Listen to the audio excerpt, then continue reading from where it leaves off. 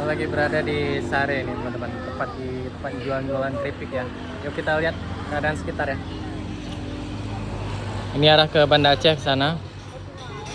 Ini ada juga yang teman-teman yang touring nih ya. Lebaran tuh memang paling asik kalau touring rame-rame kayak gini nih ya. Wah, ramai sekali ya. Ini di depan rumah makan Aceh Jaya. Di sini masih rame, itu ada pos polisi ya, pos pengamanan Lebaran. Itu arah ke Medan ke sana ya.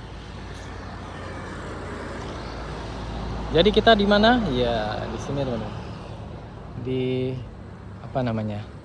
Nggak tahu pula namanya teman-teman. Pokoknya di sinilah. Kayaknya bisa nih untuk ngopi-ngopi santai sebentar ya. Wah, pemandangannya lihat oke sekali nih ya. Cuman kalau pagi ini panas ya. Ini sore enak di sebelah situ teman-teman.